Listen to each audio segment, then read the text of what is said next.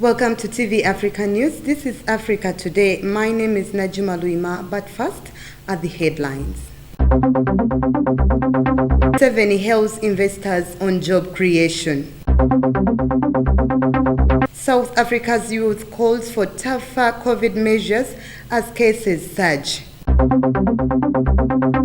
Uganda elections, army police chiefs face US sanctions over protester killings.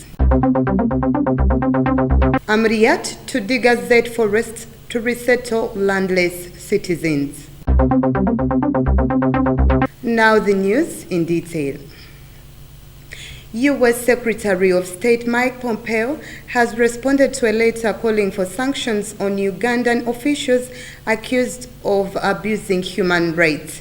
Through a tweet, Pompeo has said that the United States is a long-standing partner of Uganda, which expects its partners to live up to their obligations to hold free and fair elections.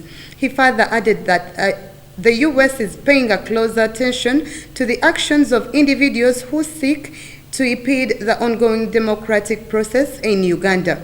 The letter, written by the chairman of the U.S. House of Representatives Committee on Foreign Affairs, Elliot Angel, called for immediate sanctions on senior Ugandan officials to address what he described as the worsening human rights situation in Uganda. Moving on, presidential candidate Patrick Oboi Amriyat has promised to resettle landless citizens in some of the central forest reserves in the eastern parts of the country. Mr. Amriyat made the promise yesterday as he campaigned in Namisindwa district. He accused the government of not having clear policies on evictions and resettlements. Mr. Amriyat said degazetting forests to resettle landless citizens would be part of the solution to the rampant land conflicts in the country. Moving on, legislators in the Democratic Republic of Congo on Thursday voted to remove the National Assembly Speaker as the political rift between President Felix Tshisekedi and supporters of his predecessor Joseph Kabila deepens. After Parliament became a scene of brawls between MPs this week, they voted in favor of a petition to force out the National Assembly's pro-Kabila Speaker Jeanine Mabunda.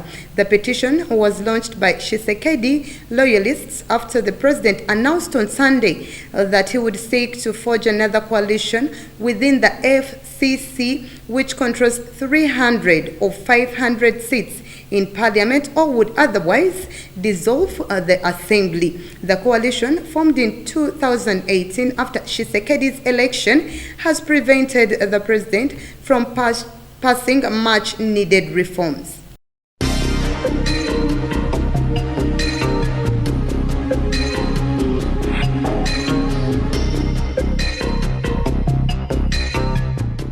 In our business news today, President Museveni has commended local and foreign investors for supplementing the government efforts in the creation of jobs for its citizenry. The president, who was campaigning in Tungamo district on Wednesday, requested investors to prioritize commercial farming, industries, services, and ICT as the sector that foster development and prosperity for all Ugandans.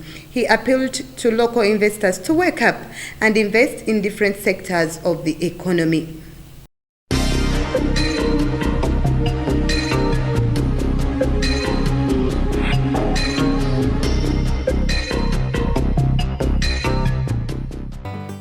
Welcome back. You're still watching TV Africa News, the right to know. In our health news today, young South Africans are calling for tougher coronavirus measures as the country reports a spike in cases and declared a second wave. On Wednesday, South Africa reported 6,700 new cases, the highest since August, bringing the total number of cases since the outbreak to over 800,000, with more than 22,000 deaths. The situation is expected to worsen as the festival season begins, with many traveling and celebrating.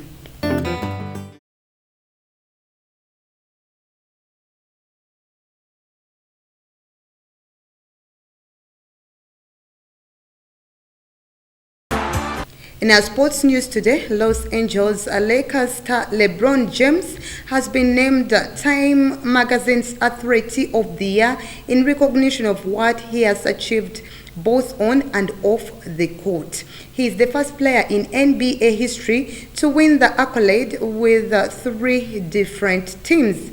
The 35-year-old James led the Lakers to a record equaling 17th championship title in October, but his recognition is for what he has achieved both off and on the court according to Time. Due to the implications of COVID-19 pandemic, the NBA was forced this year to manufacture a bubble in Orlando while allowing this year's season to finish. The Lakers will open their 2020 to 2021 NBA campaign against the LA Clippers on December 22nd and still will have no fans in attendance for home games in the upcoming season. You wouldn't be human if you didn't have ups and downs in the bubble.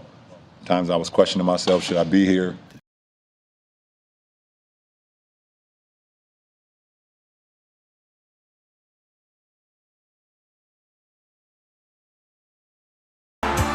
Now, before we end our news bulletin, let's take a recap of our top stories.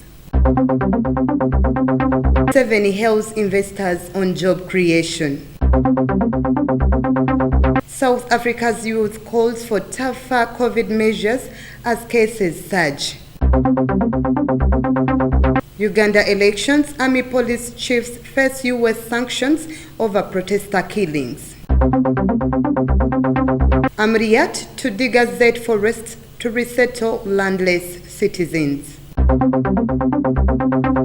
That was the news on TV Africa. Thank you for watching. More programming coming your way.